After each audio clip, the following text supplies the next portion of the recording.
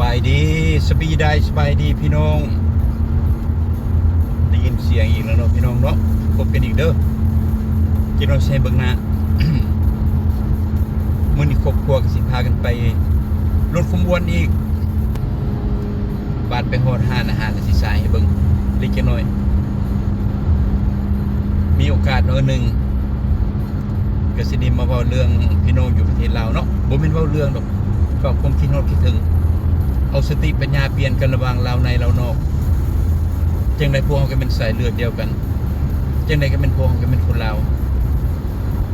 แต่สัญชาติมันแตกต่างพวกเจ้าอยู่ในภายในประเทศสัญชาติลาวค่อยเป็นเสื้อชาติลาวสัญชาติอเมริกาแต่แนวคิดจิตใจยังฮักแพงกันอยู่เด้อ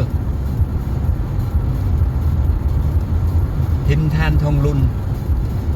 ไปเยี่ยมยามประเทศเกาหลีเหนือก็ดีใจนำบ่ได้คะแนนดอกมีหมู่มีครูมันก็ดีหลังจากเพิ่นไปแล้วบัดนี้ข้าพเจ้าอยู่ข้างนอกก็อยากรู้ว่าสภาพการหรือว่าแนวคิดของประชาชนลาวอยู่ภายในประเทศ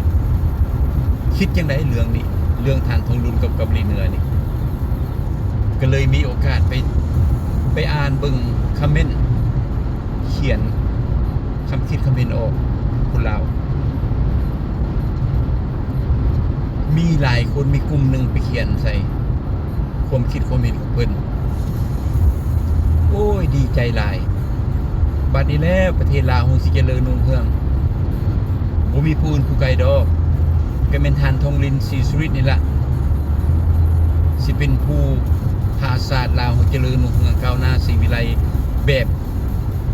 คนยุโรปแบบต่างชาติแบบอเมริกาเขาอันนี้เป็นความคิดของเพิ่นหลังจากมาคิดมาอ่านเบิ่งแล้วโอ้แสดงว่าคนลาวคนนี้นี่ด้านความรู้ความฉลาดการต่างประเทศหรือว่าสภาพการของโลกยังล้าหลังหลายยังบ่ฮู้ว่าประเทศใดหังยังบ่ฮู้ว่าประเทศใดมียังบ่ฮู้จักว่าผู้ใดสิซอยตนเองได้ยังบ่ฮู้จักว่าผู้ใดเป็นศัตรูผู้ใดเป็นมิตร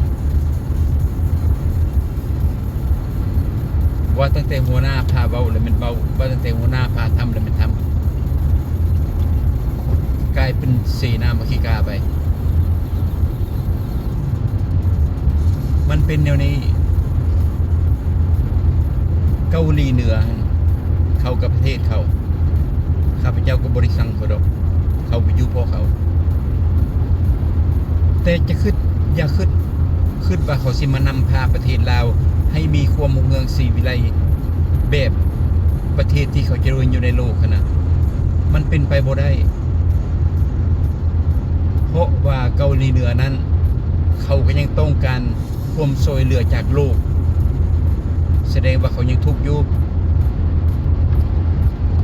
เศรษฐกิจเขายังบ่ทันขึ้นประชาชนยังทุกข์หาอยู่หากินก็บ่คุ้มศพคุ้มปากอาหารการกินก็แม่นได้กินทุกสิ่งทุกอย่างแล้วปัจจุบันข้าวใหม่ๆมานี่ประชาชนเกาหลีเหนือเพราะว่ามันบ่มีมันอึดชาวโลกเขาก็บ่คว่ำบาตรมาได้หลาย10 ปีแล้วก็เลยทุกข์ก็เลยยากเศรษฐกิจบ่ดีประชาชนทุกข์การศึกษาต่ำด้านการเมืองกับตนเองกับพัฒนาประเทศตนเองก็ไปบ่ฮอดไสและเฮ็ดจังใดประชาชนลาวเฮาสิไปอาศัยเขาให้มานำพามาเบิ่งมาซอยมาเหลือมันก็บ่ต่างหยังแล้วกับไปขอเลือดนำกระปูมันบ่มีเลือดเฮ็ดจังได๋ไปขอนำมันได้ให้คิดเด้อพี่น้องเด้อเกาหลีเหนือก็มีอยู่อาวุธหมดเท่านั้น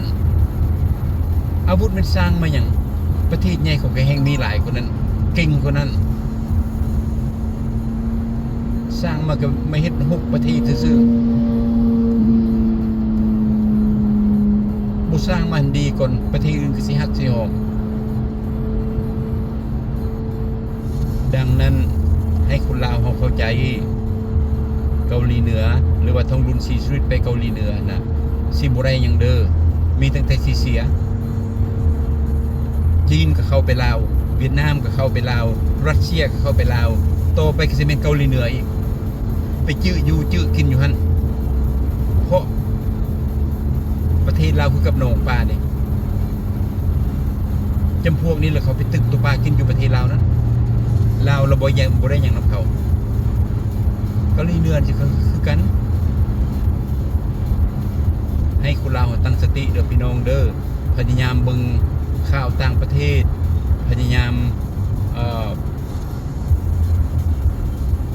ตามข่าวที่ข่าวเท่จริงได้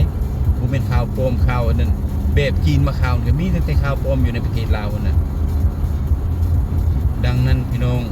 ข้าพเจ้าอยู่ในเบื้องหลังของพวกเจ้านั่นแหละอยู่ประชาชนประเทศลาวนั่นแหละบ่ได้สั่งบ่ได้เป็นกลุ่มต่อต้านบ่เป็นกลุ่มนั้นกลุ่มนี้ดอกอยากให้พวกเจ้าเข้าใจ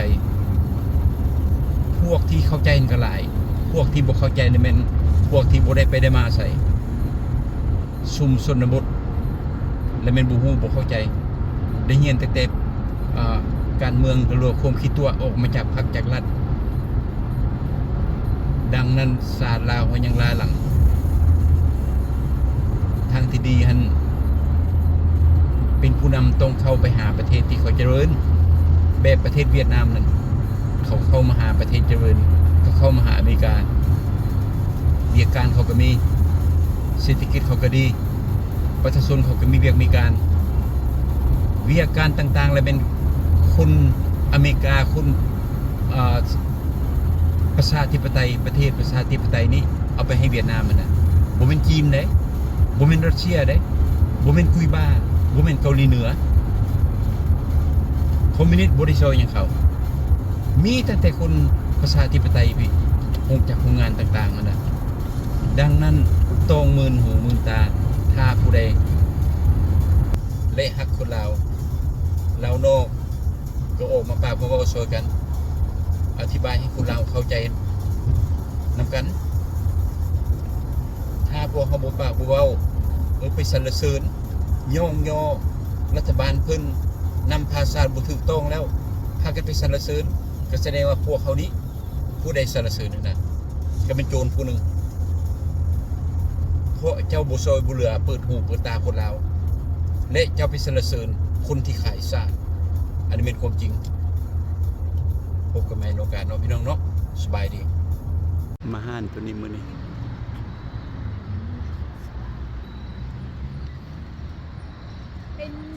We gonna do this. Happy birthday. Happy birthday to you. Happy birthday to you. Happy birthday. Happy birthday. Happy birthday to you. Happy birthday to you. Happy birthday to you. Happy birthday. Happy birthday. Happy birthday to you.